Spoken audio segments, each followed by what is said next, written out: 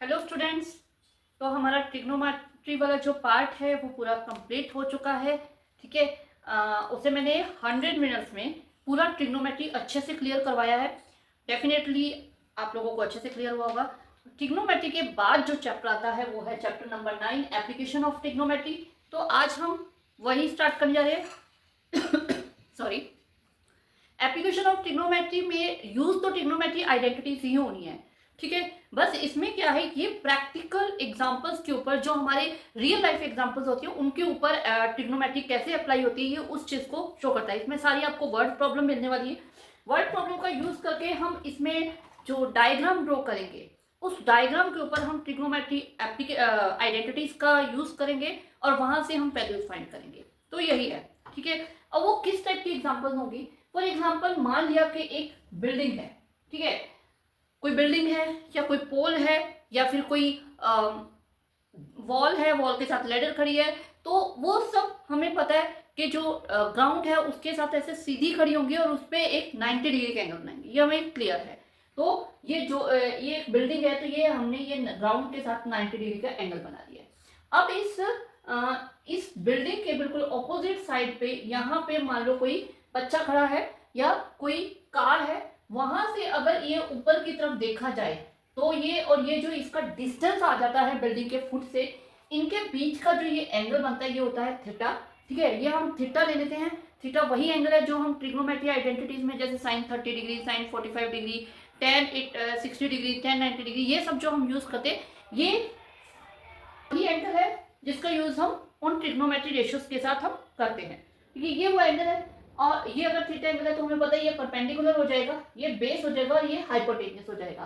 तो हमें क्या है, जैसे परपेंडिकुलर दे रखा है और हाइपोटेनियस हमें फाइंड करना है। ठीक है। या हमें परपेंडिकुलर दे रखा है, बेस फाइंड करना है। तो इस टाइप से हमें वैल्यूज दी होंगी और उस पर हम ट्रिग्नोमेट्री रेशियोज का यूज करके हम वैल्यूज फाइंड करेंगे। ठीक है। तो ये होगा इस तरह से प्रैक्टिकल एग्जाम्पल के ऊपर एप्लीकेशन ऑफ ट्रिग्नोमेट्री। ठीक है। अब आते हैं हम, मतलब नाम से हमें पता है अप्लाई करना। अब इसमें क्या क्या यूज होगा? इसमें एक्चुअली तो जो ट्रिग्नोमेट्री आइडेंटिटीज हमारे पास है वो सारी यूज होंगी। ठीक है। वो सारी आइडेंटिटीज यूज होंगी, लेकिन मेनली इसमें क्या यूज होगा? एक तो जो हमारा मंत्र है, पंडित बद्री प्रसाद हर हर बोले सोना चांदी तोले, इसका यूज होगा। कैसे होगा? अब जैसे तो आपको ये मंत्र कैसे इसमें यूज होगा कि आपको क्या कहते हैं, ये जो बिल्डिंग हमने ली है, मान लो इसकी हाइट हमें दे रखी है। ठीक है। हाइट हमें दे रखी है और आपको ये हाइपोटेनियस यानी ये वाली लेंथ आपको फाइंड करनी है। मान लो ये विंडो है और इस पे ये लेडर लगी है और लेडर की लेंथ आपको फाइंड करनी है। तो आप देख सकते हो परपेंडिकुलर और हाइपोटेनियस का रिलेशन हमें यहाँ पे अप्लाई करना है। तो परपेंडिकुलर और हाइपोटेनियस का रिलेशन हमारे पास आता है साइन थीटा में। तो यहाँ पे हमारे पास sine theta P upon H use हो जाएगा। ठीक है। उसके बाद अगर बाई आपको बेस और हाइपोटेनियस की रिलेशन की जरूरत हो, बेस दे रखा है हाइपोटेनियस फाइंड करना है या हाइपोटेनियस दे रखा है बेस फाइंड करना है, तो आप यहाँ पे कोस थीटा यूज करोगे। ठीक है। और अगर आपको पी और बी का रिलेशनशिप लेना है तो आप यहाँ पे टेन यूज करोगे। बट एक बात और मैं आपको बताना चाहूंगी। ठीक है। वही पर्दे के पीछे की कहानी कि मैक्सिमम मैक्सिमम मैक्सिमम क्वेश्चंस के अंदर आपका 10 ही यूज होता है, 10 ही यूज होता है और 10 ही यूज होता है। 95% केसेस के अंदर 10 ही आपका यूज होगा। 90 और 95 का मतलब मैक्सिमम क्वेश्चंस के अंदर आपको 10 का यूज करना पड़ेगा। मतलब परपेंडिकुलर दे रखा है, बेस फाइंड करना है, बेस दे रखा है, परपेंडिकुलर फाइंड करना है, ऐसे ही क्वेश्चंस आपको मिलेंगे। कोई एक दो रेयरली ऐसे क्वेश्चंस आएंगे जिसमें आपको साइन कोस का यूज करना पड़ेगा। ठीक है। ये मतलब बिल्कुल है। और इनमें जो ये साइन कोस यूज होंगे, इनमें जो हमने ये एंगल थीटा लिया है, इस यहाँ पे एंगल थीटा की जगह कोई ना कोई वैल्यू की, वो मैंने पहले भी बताया 30, 45, 60, 90 ऐसी कोई वैल्यू की। तो उनको लेकर और साइन कोस और टेन को लेकर हमें क्या यूज करना है? वहां पे यूज होगा हमारा वो चार्ट, जो हमने ये चार्ट हमने वहां पे मैंने ट्रिग्नोमेट्री के अपने उसमें चार्ट जो बनवाया है, आपको वहां पे बहुत अच्छे से मैंने इसे एक्सप्लेन किया है कि आपको ये चार्ट कैसे बनाना है, कैसे समझना है। और सबसे मेन चीज, रट्टा नहीं लगाना है। ये मेरे क्लासेस का, मेरे वीडियोस का हमेशा एक फंडा रहा है। इस चीज को मैं हमेशा बच्चों को बोलती हूँ, मैथ्स के अंदर कहीं कोई रट्टा नहीं लगाना है, आपको हर चीज़ अंडरस्टैंड करनी है, हर चीज़ समझ के करनी है, तो मैथ बहुत ईजी हो जाएगा। तो वही चीज़ है कि आप वहाँ जाके ये देख सकते हो कि मैंने कैसे बनवाया है, ठीक है। यहाँ पे इस चार्ट का यूज़ होगा, वो चार्ट ध्यान है ना, ये वैल्यूज दे रखी है और साइन कॉस टेन इनकी वैल्यूज आती हैं, उस चार्ट की मैं बात कर रही हूँ, ठीक है। लेकिन जो एप्लीकेशन ऑफ ट्रिग्नोमेट्री है, जहाँ पे ट्रिग्नोमेट्री कुछ रियल लाइफ एग्जांपल्स के ऊपर अप्लाई होती है, वहाँ पे आपको मैक्सिमम जो यूज होगा वो होगा tan 30 degree, tan 45 degree and tan 60 degree. सबसे ज्यादा यूज इन तीन वैल्यूज का होगा, ओके। अब ये तीन वैल्यूज tan 30 डिग्री जो होता है 1/√3 होता है, tan 45 डिग्री 1 होता है एंड 60 डिग्री √3 होता है। वहां पे मैंने आपको समझा रखा है ये वैल्यूज कैसे आई हैं। यहाँ पे मैं आपको बता रही हूँ कि मैक्सिमम ये तीन वैल्यूज का यूज होता है। ये तीन वैल्यूज ऐसी हो जानी चाहिए आपको माइंड में फिक्स। हाँ, इनके अलावा कुछ केसेस के अंदर आपको साइन कोस का यूज भी होता है, डेफिनेटली होता है, कुछ क्वेश्चंस के अंदर आपको यूज करना पड़ता है, बट ये तो आपको ऑलमोस्ट हर क्वेश्चन में यूज होगा, 99% सब के अंदर होगा, ठीक है। तो साइन 30 जो होता है, साइन 30 होता है 1/2 और 60 डिग्री होता है √3/2 एंड कॉस 30 होता है √3/2 एंड कॉस 60 डिग्री होता है 1/2। तो ये भी वैल्यूज कहीं यूज हो जाती हैं, ठीक है, ओके। तो इसके बाद अब हमें क्या करना है, अब हमें किसके बारे में जानना है, line of site and horizontal line, इनके बारे में हमें समझना है। तो हम समझते हैं कि ये लाइन ऑफ साइट क्या है। तो यहां पर हम पहुंच गए हैं angle of elevation and angle of depression पे। अब एंगल ऑफ एलिवेशन और डिप्रेशन को पता लगाने के लिए पहले हमें समझना होगा line of site and horizontal line के बारे में। तो जो मैंने अभी आपको बताया था वही चीज, तो उसे समझने के लिए हम क्या करते हैं, मान लेते हैं कि यहाँ पे एक बिल्डिंग है, मैं हमेशा एक बिल्डिंग ही लेती हूँ, क्या करती हूँ पोल भी ले सकते हैं, कोई बात नहीं, ये आपकी मर्जी है। एक बिल्डिंग है और इस बिल्डिंग के ऊपर कोई पर्सन फ्लैग लगा रहा है, ठीक है। बिल्डिंग है, बिल्डिंग मैंने पहले भी बताया था सीधी होगी, ठीक है, जो ग्राउंड के साथ 90 डिग्री का एंगल बनाएगी, ठीक है। और यहाँ पे कोई पर्सन फ्लैग लगा रहा है। अब इस बिल्डिंग के बिल्कुल ऑपोजिट यहाँ पे मान लो आप खड़े हो, बिल्कुल आप ही खड़े हो, ठीक है। तो यहाँ पे आप खड़े हो, तो यहां से आप इस पर्सन को देख रहे हो, ऊपर वो फ्लैग लगा रहा है, आप देख रहे हो वो कैसे लगा रहा है, ठीक है। अब आप इस बात को समझना एक बार कि जब आप देखोगे तो आप ऐसे करके देखोगे, बिल्कुल ऐसे स्ट्रेट ऊपर की तरफ। तो जो आप ऊपर की तरफ देखोगे, आपकी आईज से जो ये लाइन जा रही है, लाइट जो जा रही है, जो वहां पे आप देख रहे हो, उसे बोलते हैं हम लाइन ऑफ साइट। क्लियर, समझ आया, ठीक है। हमारी आई से जो इस तरह से स्ट्रेट जाएगी वो होगी लाइन ऑफ साइट। अब line of horizontal, horizontal line के लिए पहले हमें ये पता होना चाहिए कि हॉरिजेंटल लाइन होना चाहिए कि हॉरिजेंटल लाइन एक्चुअली होती है। हॉरिजेंटल लाइन वही जो आपके नोटबुक की लाइंस होती है, बिल्कुल ऐसे सीधी लेटी हुई जो लाइंस होती है, बिल्कुल ऐसे, that are the horizontal line. जो सीधी खड़ी होती है वो वर्टिकल लाइन होती है और लेटी हुई हॉरिजेंटल लाइन होती है, ठीक है। तो अब हम वापिस आते हैं हमारे इसके ऊपर। इसमें जैसे मैंने आपको बताया है कि अगर आप ऐसे ऊपर देख रहे हो, this is the line of site, ठीक है। तो इसी तरह जो आपके इस तरह से बिल्कुल स्ट्रेट में इस तरह से जाएगा, जो बिल्कुल ऐसे स्ट्रेट में, वो होगा हॉरिजेंटल लाइन, ओके। मतलब यहाँ पे अगर आप यहाँ पे खड़े हो और यहाँ से ऊपर देख रहे हो, ये लाइन ऑफ साइट हो गई। तो जो इस तरह से स्ट्रेट जाएगी जो बिल्डिंग है उसके फुट की तरफ, वो होगी हॉरिजेंटल लाइन, ठीक है। अब हॉरिजेंटल लाइन और जो लाइन ऑफ साइट है, इसके बीच में जो ये एंगल बनता है, यही एंगल होता है थीटा। ये वही एंगल है थीटा जो हम यहाँ पे tan और sin cos के साथ यूज करते हैं, सारे ट्रिग्नोमेट्री रेशियोज के साथ जो हम एंगल्स यूज करते हैं 30 डिग्री 45 डिग्री, वही एंगल ये हॉरिजेंटल लाइन और लाइन ऑफ साइट के बीच में बनता है। या हम इसे इस तरह से कह सकते हैं कि बेस और हाइपोटेनियस, मतलब लाइन ऑफ साइट हाइपोटेनियस होगी और जो आपकी हॉरिजेंटल लाइन है वो बेस होगी, क्योंकि हम पहले ही कर चुके हैं हमारे ट्रिग्नोमेट्री में कि जो एंगल हम यूज करते हैं वो एंगल ऑलवेज बेस और हाइपोटेनियस के बीच में होता है। तो इसलिए ये वही एक्यूट एंगल है और इन दोनों के बीच है। तो यही जो एक्यूट एंगल है, इसी को बोला जाता है एंगल ऑफ एलिवेशन, ओके जो आपके अभी एप्लीकेशन ऑफ ट्रिग्नोमेट्री में सारी वर्ड प्रॉब्लम्स में आपको दिया होगा एंगल ऑफ एलिवेशन, ठीक है, ये आ जाएगा। अब एंगल ऑफ एलिवेशन ये है तो एंगल ऑफ डिप्रेशन क्या होगा, है ना। उसके लिए मैं आपको दोबारा इसी बिल्डिंग के बारे में अपन बात करते हैं। ये जो बिल्डिंग है, इस बिल्डिंग के ऊपर खड़ा, आप यहाँ पे खड़े हो ऑपोजिट इसके, इस पॉइंट पे, यहाँ पे खड़ा जो इंसान जो लगा रहा है, फ्लैग लगा रहा है, वो ऊपर से आपकी तरफ देख रहा है और आपको बोल रहा है कि आप एक बार देख के बताइए क्या मैं फ्लैग सही लगा रहा हूं या नहीं, ठीक है। तो वो ऊपर से देख रहा है। अब अगर ऊपर से देखा जाएगा, इमेजिन मैं ऊपर से देख रही हूँ, तो वो ऐसे देखेगा नीचे की तरफ, ऐसे नीचे की तरफ, तो उसकी आई से जो लाइन जाएगी, जो रेस जाएगी, ठीक है, उस वो अगेन वही लाइन ऑफ साइट हो जाएगी। ये लाइन ऑफ साइट अब यहां से यहां की तरफ आ रही है, ओके, ठीक है। अब वो जो यहाँ पे खड़ा है उसकी ये लाइन ऑफ साइट तो हमने देख ली, ये होती है, लेकिन उसकी जो हॉरिजॉन्टल लाइन होगी तो वो बिल्कुल उसकी इस तरह से सामने जाएगी। ऐसा तो होगा नहीं वो यहाँ पे वापस आएगा फिर यहाँ से हॉरिजॉन्टल लाइन बनाएगी, ऐसा तो होगा नहीं। तो अब वो जो हॉरिजॉन्टल लाइन निकल रही है वो बिल्कुल इसके सामने से ऐसे निकलेगी। क्लियर, समझ में आया। यहाँ हॉरिजॉन्टल लाइन आपकी आंख से निकल रही थी तो वो यहाँ से जा रही थी फुट की तरफ, बिल्डिंग के फुट की तरफ। अब यहाँ पे क्योंकि वो जो ऊपर खड़ा बिल्डिंग के उसकी तरफ से जा रही है तो वो बिल्कुल उसके आइज से जा रही है, ठीक है।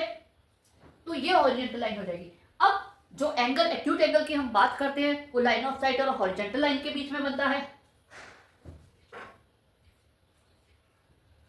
ठीक है। तो इसलिए वो एंगल बन गया दिस वन थीटा। अब वो एंगल ये है और इसे हम बोलेंगे एंगल ऑफ डिप्रेशन, ठीक है, क्लियर।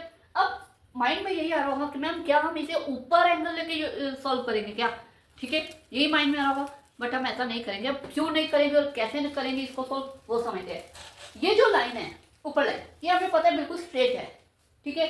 अब हमें पता है ये नीचे अगर हम यहाँ पे ये लाइन ड्रॉ कर दे तो ये भी बिल्कुल स्ट्रेट होगी।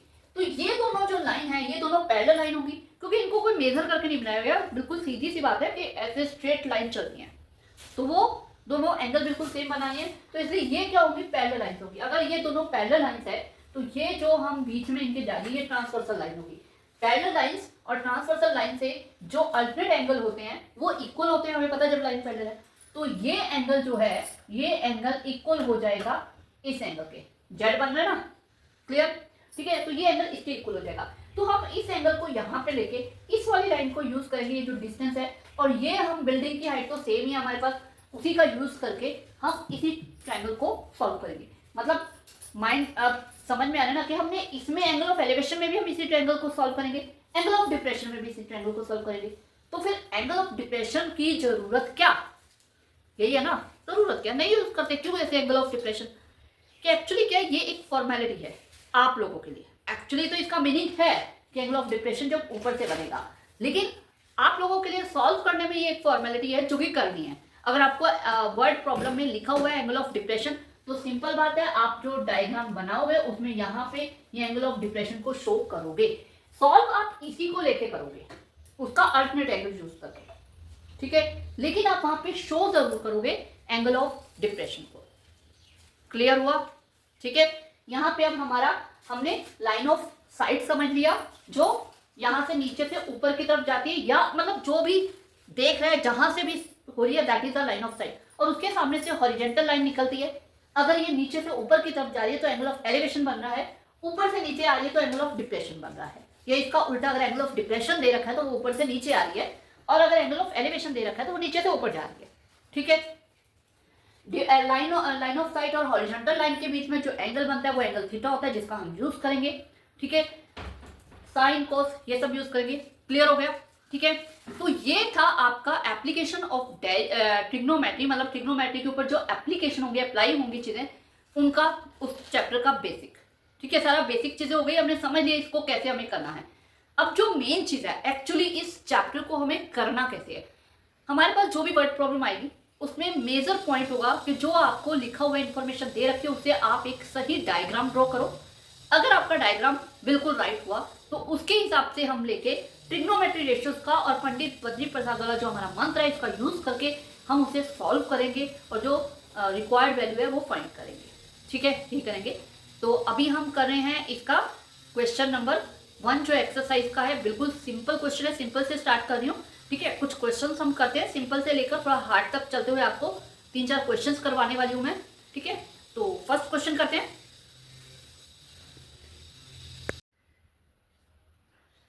तो हम पूरा बेसिक कर चुके हैं, अभी हम कर रहे हैं फर्स्ट सम। ठीक है, फर्स्ट सम क्या है? The circus artist is climbing a 20 metre long rope. Rope हमें पता है टेढ़ी जाएगी। ठीक है, तो हमने इस तरह से टेढ़ी लगा दी। 20 metre long rope which is tightly stretched. Tightly stretched इसलिए बोला गया कि ये बिल्कुल सीधी है, इसके बीच में कहीं भी कोई इस तरह से लूज वूज नहीं है, ये पूरी की पूरी बिल्कुल सीधी है, बिल्कुल स्ट्रेट। ठीक है, तो टाइटली स्ट्रेच्ड है from top of the vertical pole. एक वर्टिकल पोल है, इसके टॉप पे इसे बांधा गया है टू द ग्राउंड। ठीक है, इसके टॉप से लेकर इसे ग्राउंड तक इसे पूरा बांध दिया गया है। ठीक है, find the height of the pole. ये जो हाइट है इसकी एल दे रखी है, ये हमें फाइंड करनी है।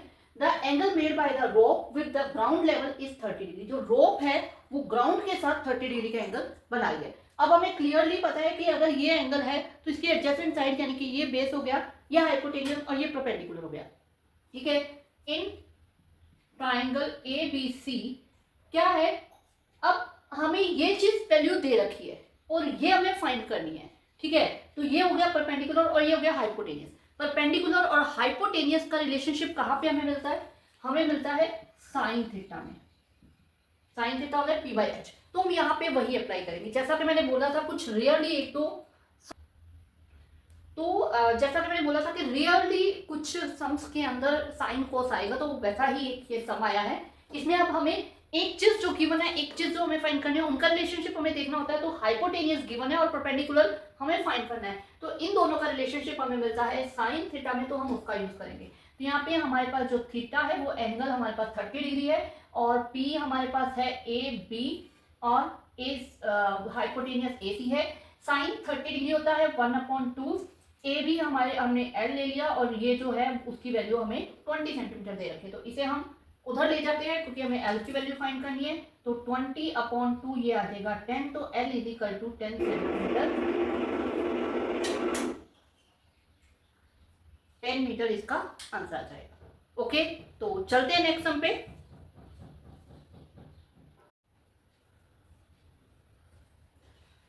तो अभी हम करने जा रहे हैं 6th क्वेश्चन। ठीक है, फर्स्ट के बाद अब 6th क्वेश्चन। ऐसे ही मैं आपको दो क्वेश्चन और करवाने वाली हूँ, वही इजी टू हार्ड। बाकी जो क्वेश्चन है इस एक्सरसाइज के कुछ वेरी इंपॉर्टेंट क्वेश्चन है, जैसे कि सेकंड क्वेश्चन भी है। तो वेरी इंपॉर्टेंट जो क्वेश्चन है उनका मेरा एक अगला पार्ट आएगा इसी चैप्टर का, उस पार्ट में मैं आपको वो सम्स करवाने वाली हूँ। ठीक है, तो करते हैं अभी इसे। 1.5 मीटर टॉल बॉय, क्या दे रखा है हमें? एक बॉय दे रखा है 1.5 मीटर टॉल। ठीक है, is standing at some distance from 30 metre tall building. ये 30 है, 30 मीटर टॉल, एक 30 मीटर टॉल बिल्डिंग है हमारे पास। ठीक है, इसे मैंने नाम दे दिया है AB बिल्डिंग है। ठीक है, ये 30 मीटर टॉल है, इसके कुछ डिस्टेंस पे ये बच्चा खड़ा, ये बॉय जो है वो खड़ा। ठीक है, द एंगल ऑफ एलिवेशन जो हमने बात की थी, क्या था एंगल ऑफ एलिवेशन? याद है ना? एंगल ऑफ एलिवेशन जो नीचे से ऊपर की तरफ जाता है। ठीक है, तो उन्होंने अब एंगल ऑफ एलिवेशन की बात की है फ्रॉम हिज आईज। ये जो बॉय है इसकी आईज, अब हमें पता है कि अगर किसी की आईज से हम बात कर रहे हैं तो नीचे वाला पार्ट सारा गया और इस आईज से इस तरह से ऊपर की तरफ, क्योंकि एंगल ऑफ एलिवेशन है तो ऊपर की तरफ जाएगा। तो ये हम यहां से इसका एंगल बनेगा from his eyes to the top of the building. Building के टॉप का एंगल बन रहा है, यहाँ पे बन रहा है 30 degree angle. Increase from 30 to 60, मतलब मैंने यहीं से ले लिया एक्चुअली कि पहले 30 था और 30 से 60 हो गया। क्यों हो गया 60? As he walk toward the building, जैसे ही वो बिल्डिंग की तरफ थोड़ा सा उसने वॉक किया तो उसका जो एंगल है वो यहाँ से चला, यहाँ पे उसका एंगल 60 डिग्री था, यहाँ पे वो गया। ठीक है, P पॉइंट से उसने स्टार्ट किया और वो Q पॉइंट पे गया, तो उसका जो टॉप का एंगल था वो 30 से बढ़कर 60 डिग्री हो गया। ये ध्यान रखना, इन सम्स के अंदर जो एंगल दूर है वो उतना ही छोटा होगा। सेम पॉइंट से अगर आप कोई एंगल बना रहे हो तो जिसका डिस्टेंस ज्यादा है वो उतना ही छोटा होगा, ये ध्यान रखना। ठीक है, तो as he walk toward the building find the distance he walked, मतलब ये जो डिस्टेंस उसने पी क्यू वॉक किया है, हमें ये डिस्टेंस फाइंड करना है। ठीक है, हम इसको क्यू को यहाँ पे ले जाते हैं, इसे हम सी नाम दे देते हैं। ठीक है, तो अब सम को समझना, ये पूरी की पूरी बिल्डिंग जो ग्राउंड से टॉप तक 30 मीटर की है। ठीक है, यहाँ पे जो बॉय है वो 1.5 मीटर का है। अब क्योंकि इसकी आई से एंगल बन रहा है, तो डेफिनेटली उसकी आई से जो हॉरिजेंटल लाइन जाएगी, ध्यान है ना, ये रही वो हॉरिजेंटल लाइन, जो हॉरिजेंटल लाइन जाएगी और जो उसकी लाइन ऑफ साइट जो है वो जो होगी, ठीक है, उन दोनों के बीच का जो एंगल होगा वो हम लेंगे। तो ये हो गई लाइन ऑफ साइट और ये हो गई हॉरिजेंटल लाइन, तो ये एंगल बीच में बन रहा है।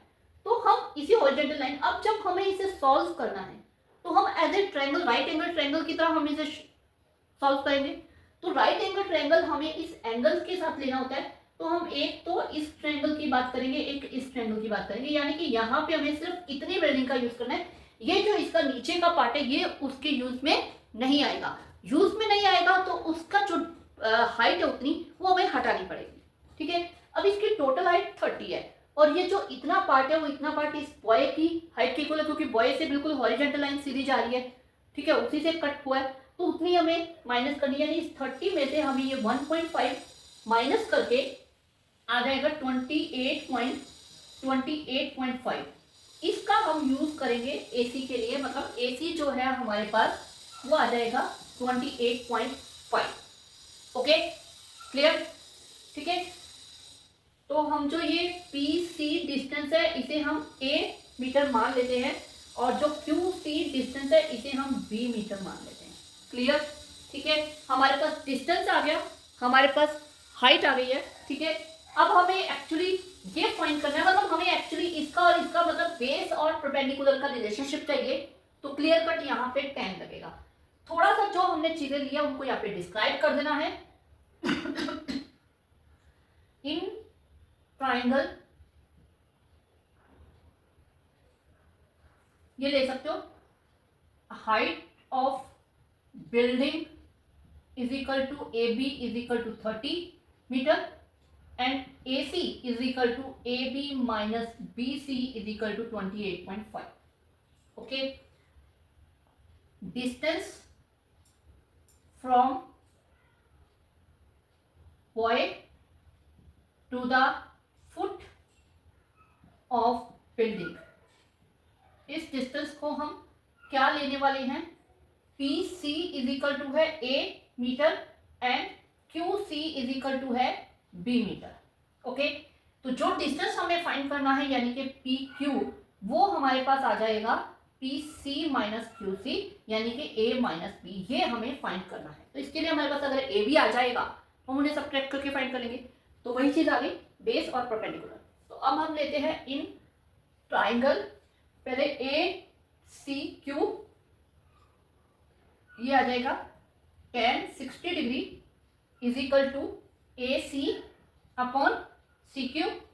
ठीक है, tan 60 डिग्री होता है, मैंने उस टाइम बताया था ना, ये तीन चीजें अपने माइंड में बैठा लो। तो ये होता है √3, ए सी हमारे पास है 28.5 और सी क्यू हमारे पास है बी मीटर। तो हम यहाँ से बी को और √3 को इंटरचेंज कर देते हैं क्योंकि हमें बी की वैल्यू फाइंड करनी है। तो हमारे पास बी आ जाएगा 28.5 अपॉन √3। Okay, clear? इसे हम यहाँ पे अपने पास सेफ रख देते हैं। अब हम चलते हैं दूसरे ट्रायंगल पे। In triangle A C P, बड़ा ट्रायंगल ले लेते हैं। tan हमारे पास एंगल है 30 डिग्री इस ट्रायंगल में, ए सी पी अपॉन बी आता ना, ये आ जाएगा पी सी। तो tan 30 डिग्री होता है 1 अपॉन √3 और ए सी हमारे पास है 28.5 और पी सी जो है वो हमने लिया है ए मीटर। तो हम क्रॉस मल्टीप्लाई कर देते हैं, तो a इज इक्वल टू आ जाएगा 28.5 इंटू √3। ये हमारा a की वैल्यू आ गई, इसे हम चेक कर लेते हैं। अब हमें जो फाइंड करना है पी क्यू, वो आ जाएगा a माइनस बी। तो a है 28.5 इंटू √3 माइनस 28.5 अपॉन √3। ये हमने यहाँ से a b की वैल्यू पुटअप कर दी। अब इसे हमें सॉल्व करना है, एलसीएम ले लेते हैं √3। ये मल्टीप्लाई होके हो जाएगा 3। हम 28 इजी बनाने के लिए, थोड़ी कैलकुलेशन इजी बनाने के लिए 28.5 को मैंने कॉमन ले लिया। ठीक है, आप डायरेक्ट भी कर सकते हो, लेकिन इस तरह थोड़ी कैलकुलेशन इजी होने वाली है इसलिए मैंने किया है। तो यहाँ पे आ जाएगा √3 3, यहाँ पे आपका आ जाएगा 1, ये आ जाएगा 2/√3 इंटू 28.5। अब क्योंकि हमें डिनोमिनेटर में रूट नहीं छोड़ना, कभी भी रिजल्ट में रूट वाली वैल्यू डिनोमिनेटर में नहीं छोड़ते, तो हम इसे कर देंगे रेशनलाइज। ये हो जाएगा 2√3 इंटू 28.5 अपॉन √3 3 आ जाएगा, ये यहाँ पे कट जाएगा, ये आ जाएगा 9.5। जब इसे काटोगे 3 पे तो 9.5 आ जाएगा। 9.5 को हमने 2 से मल्टीप्लाई किया तो ये आपके पास जो है ये आ जाएगा 19√3 मीटर। ये डिस्टेंस आपके पास 19√3 मीटर आ जाएगा। क्लियर? ओके, तो चलते नेक्स्ट सम पे।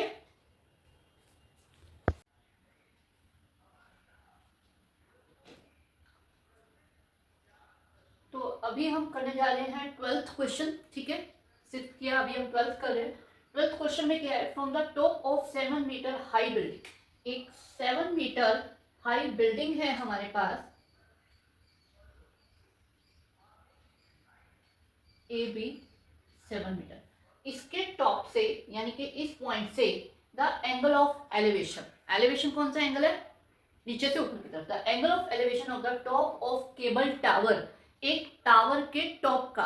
अब आप समझ सकते हो कि अगर इसके टॉप से कोई एंगल ऑफ एलिवेशन किसी दूसरे चीज के टॉप का है तो वो ऐसे जाएगा, तो डेफिनेटली जो टावर है वो इससे बड़ा है, क्योंकि इसके टॉप से इस तरह से एंगल जा रहा है, एलिवेशन एंगल है, ऊपर की तरफ जाएगा, तो यानी कि ये उस टावर का टॉप हो गया।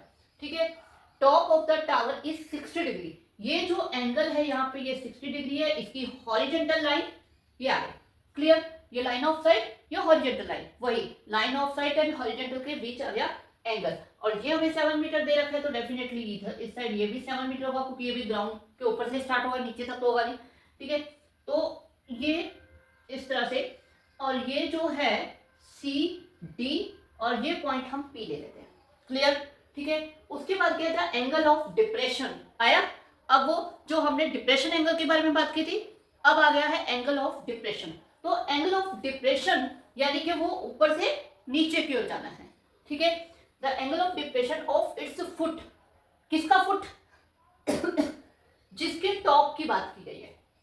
ठीक है, टावर के टॉप का एंगल ऑफ एलिवेशन था, टावर के ही फुट का जो डिप्रेशन एंगल, और कहां से, वहीं से top of 7 metre high building, यहीं से इसी पॉइंट से इस टावर के बॉटम का जो एंगल ऑफ डिप्रेशन बन रहा है, बॉटम की तरफ, मतलब यहां से ये ऐसे जाएगा, ये मतलब इसकी लाइन ऑफ साइट हो गई, और ये इसके सामने हॉरिजॉन्टल लाइन होगी, तो ये जो एंगल हो गया इन दोनों के बीच, ये आपको दे रखा है 45 डिग्री।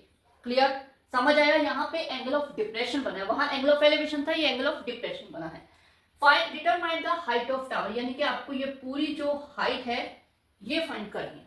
ठीक है, हम एक बार के लिए इसे x मान लेते हैं सी की। ठीक है, हम height of building is equal to 7 metre and height of tower is equal to h metre. Clear? और ये h मीटर है, x प्लस 7, क्योंकि इतना 7 है, इतना x है, तो पूरी क्या बन गई, x प्लस 7। ठीक है, एंगल ऑफ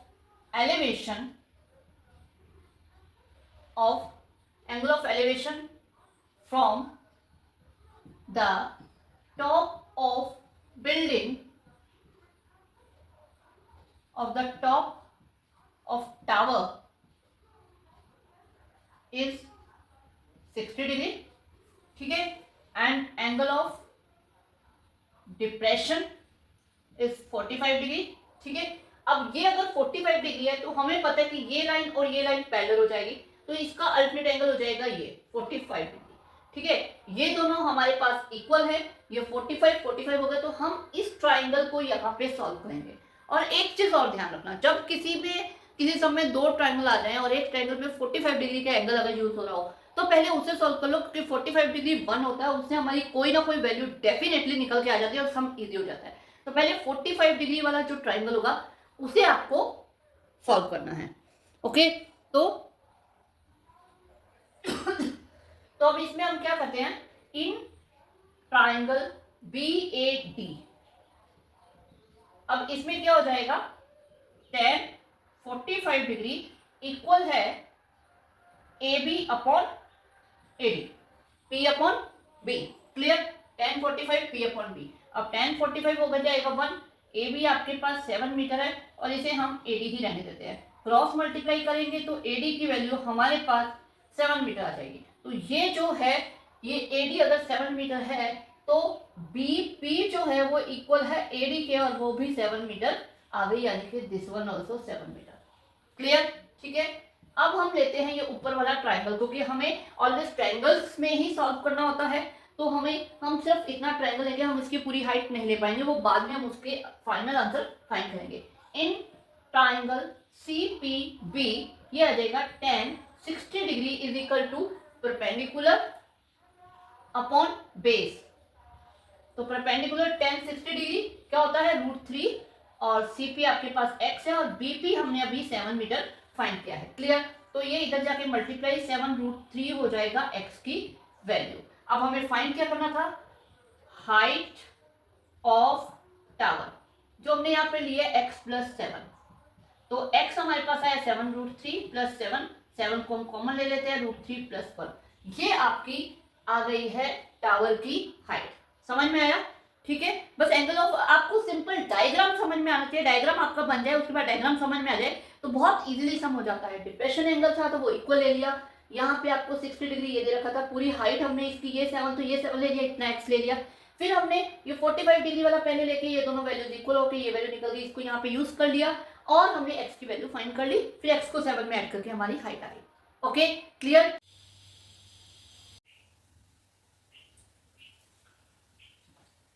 तो ये रहा आपका 15 सम, जो कि बहुत इंपॉर्टेंट है, बिल्कुल अलग है। अभी तक हम डिस्टेंस और वैल्यूज फाइंड कर रहे थे, हाइट वगैरह फाइंड कर रहे थे, लेकिन इसमें हमें टाइम फाइंड करना है। ठीक है, इस टाइप के एक्स्ट्रा सम भी आते हैं, वैल्यूज चेंज हो जाती है। अब अगर इसको समझ लो कैसे ये करना है, कैसे सॉल्व करना है, फॉर्मेट समझ लो, तो डेफिनेटली एक्स्ट्रा सम भी बड़े इजीली हो जाएंगे। तो करते हैं, a straight highway leads to the foot of the tower, मतलब हमारे पास एक टावर दे रखा है AB, इसके फुट से एक हाईवे जा रहा है, मतलब ये जहाँ पे हाईवे है। A man is standing eight the top of the tower, यानी इस टावर के टॉप पे एक मैन खड़ा है। Observe a car at the angle of depression of 30 degree, एक कार को ये ऑब्जर्व कर रहा है, यानी यहाँ पे किसी पॉइंट पे एक कार खड़ी है, ठीक है, इसको ये ऑब्जर्व कर रहा है। अगर वो कार को इस तरह से देख रहा है, ऑब्जर्व कर रहा है, तो ये क्या हो जाएगी, उसकी लाइन ऑफ साइट, तो ये इसकी लाइन ऑफ साइट हो जाएगी, और ये आ जाएगी इसकी हॉरिजॉन्टल लाइन। तो हॉरिजॉन्टल लाइन और लाइन ऑफ साइट मिलके बनाते हैं एंगल, और वो एंगल हमें एंगल ऑफ डिप्रेशन हमें दे रखा है 30 डिग्री। क्लियर, अगर ये 30 डिग्री है तो इसका जो पैरेलल लाइन लेके अल्टरनेट एंगल बन जाएगा, ये 30 डिग्री बन जाएगा। क्लियर है यहाँ तक। Which is approaching to the foot of the tower, मतलब ये जो कार है ये रनिंग है, चल रही है, ये टावर की तरफ चल रही है, मतलब इस तरफ जा रही है, ठीक है, एट यूनिफॉर्म स्पीड, यानी इसकी स्पीड ऑलवेज सेम है। ठीक है, let speed of car is equal to, अब मैं इसमें इस क्वेश्चन में आपको वो सारा फर्स्ट इन्फॉर्मेशन नहीं लिखवा रही हूँ, मैंने पहले के सम में लिखवा दिया है, यहीं से उठा के मैं इन्फॉर्मेशन देनी होती है। वही AB इज अ टावर, ठीक है, see a man observing and a man at the top of the tower is observing a car C, इस तरह से आपको इन्फॉर्मेशन, स्टार्टिंग इन्फॉर्मेशन लिख लेना। ठीक है, तो यूनिफॉर्म पीरियड 6 सेकंड लेटर, अब यहाँ पे आपको क्या दे रखा है, टाइम दे रखा है कि 6 सेकंड के बाद, यहाँ पे जब गाड़ी की ये जो एंगल 30 डिग्री बन रहा था, उसके 6 सेकंड के बाद the angle of depression of the car, मतलब कार क्योंकि चल रही है, खड़ी नहीं है, तो वो 6 सेकंड के बाद वो किसी और पॉइंट, मान लो इस D पॉइंट पे है, तो इसका जो एंगल ऑफ डिप्रेशन बन रहा है, क्योंकि वही सेम पर्सन उसे ऑब्जर्व कर रहा है, तो 6 सेकंड के बाद इसका जो एंगल है डिप्रेशन वो बन जाएगा 60 डिग्री, क्योंकि अब लाइन ऑफ साइट ये होगी, हॉरिजॉन्टल लाइन सेम है। ठीक है, तो इसके अल्टरनेट एंगल ये हो जाएगा 60 डिग्री। क्लियर, ठीक है, of the car found 60 degree, find the time taken by the car to reach the foot of the tower, मतलब यहां से यहां तक जब वो चल रहा है तो वो 6 सेकेंड का टाइम ले रहा है, ठीक है। Time taken by car to cover the distance CD is equal to 6 second, ठीक है। और हमें फाइंड क्या करना है, कार DB डिस्टेंस कवर करने में कितना टाइम ले रही है, ठीक है। अब हम इसमें क्या करते हैं, ये जो टावर की हाइट है इसे हम h मान लेते हैं, ओके। CB जो है डिस्टेंस इसे हम A मीटर मान लेते हैं और इस डिस्टेंस को हम B मीटर मान लेते हैं, ठीक है। अब क्या है, CD डिस्टेंस कवर करने में अगर वो 6 सेकेंड का टाइम ले रही है, हमें पता है जो स्पीड होती है वो डिस्टेंस अपॉन टाइम होती है, यही होती है। तो डिस्टेंस CD कवर करने में वो टाइम ले रही है 6 सेकेंड का। अब CD डिस्टेंस को हम इस AB की फॉर्म में कैसे लिख सकते हैं, A माइनस B, ये आ जाएगा, ओके। तो हम यहाँ पे यही कर देते हैं A माइनस B अपॉन 6, ये आपकी स्पीड है जिसे हम आगे यूज करने वाले हैं, ओके। तो इस स्पीड को हम सेफ रख लेते हैं। हम क्या चलते हैं, हम लेते हैं ये दोनों ट्रायंगल्स को 1 बाय 1 हम सॉल्व करते हैं और हम यहाँ पे A और B की वैल्यू फाइंड करेंगे, क्योंकि हम देख रहे हैं स्पीड में A और B की वैल्यू चाहिए। तो हम A और B की वैल्यू फाइंड करेंगे H की फॉर्म में, ओके। तो करते हैं, इन ट्राइंगल ABD tan, अब मुझे बताने की जरूरत नहीं है कि हम tan क्यों ले रहे हैं, perpendicular base, tan 60 degree equal to आ जाएगा AB अपॉन BD, ठीक है। tan 60 होता है √3, AB हमारे पास H है और BD हमने B मीटर लिया, ओके। B को हम यहां ले जाते हैं H अपॉन √3,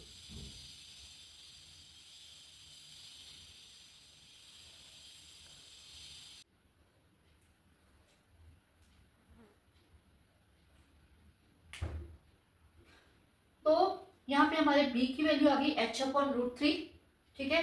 अब हम लेते हैं दूसरा triangle, in triangle ABC, tan 30 degree is equal to AB upon BC, perpendicular upon base. tan 30 होता है 1 अपॉन √3, AB हमारा H है और BC को हमने A मीटर लिया है, क्रॉस मल्टीप्लाई करते हैं, A is equal to H √3। तो ये हमारे पास A और B की वैल्यू हमारे पास आ गई। अब हमें जो फाइंड करना है, time taken by car to cover the distance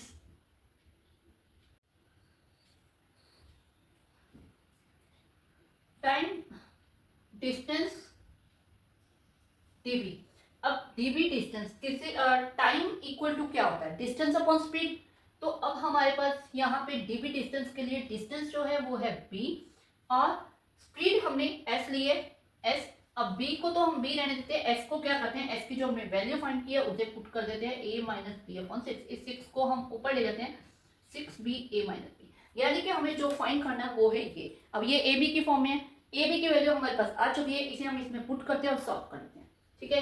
तो 6B जो है वो है H अपॉन √3, यहाँ A है H √3 minus H upon √3, clear. अब इसे सिंपल हमें सॉल्व करना है, तो सॉल्व करने के लिए हम क्या करते हैं, थोड़ा यहाँ ले लेते हैं 6H अपॉन √3 और यहाँ पे हमें दिख रहा है कि एलसीएम लेना पड़ेगा, तो हम इसका एलसीएम ले लेते हैं √3। अब H √3 इंटू √3 करेंगे, √3 3 हो जाएगा, 3H माइनस H, क्योंकि H सेम है, √3 है, तो ये आ जाएगा 6H अपॉन √3, √3 से √3 हम कैंसिल कर देते हैं, ठीक है। और यहाँ आ जाएगा 3H माइनस H यानी कि 2H, H से H कट जाएगा और 2 से 6 कट जाएगा 3। अब क्योंकि हम यहाँ पे टाइम की बात कर रहे हैं और हमारे पास सेकंड में टाइम है, तो 3 सेकंड का टाइम आ जाएगा, यानी कि DB का डिस्टेंस कवर करने में वो 3 सेकंड का टाइम ले। क्लियर हुआ, ठीक है। इस सम के साथ आज का जो है वीडियो उसे मैं ओवर कर रही हूँ। इसमें मैंने आपको बेसिक से लेकर बेसिक सारा समझा के उसके बाद मैंने इजी टू हार्ड मैंने कुछ 4 सम करवाए हैं आपको एक्सरसाइज के ही। इसके अलावा इस एक्सरसाइज के कुछ और वेरी इंपॉर्टेंट सम है, जैसे कि वो सेकंड सम है ट्री वाला और 8th सम है स्टेचू वाला, इस तरह से और भी सम्स है। वो कुछ इंपॉर्टेंट सम और कुछ एक्स्ट्रा सम लेकर मैं इसका नेक्स्ट पार्ट आने वाली हूँ इसके बाद, ठीक है। वो डेफिनेटली देखना, ये 2 पार्ट के अंदर आपका ये चैप्टर कंप्लीटली कवर हो जाएगा, आपको एग्जाम में कोई प्रॉब्लम नहीं आने वाली। ओके।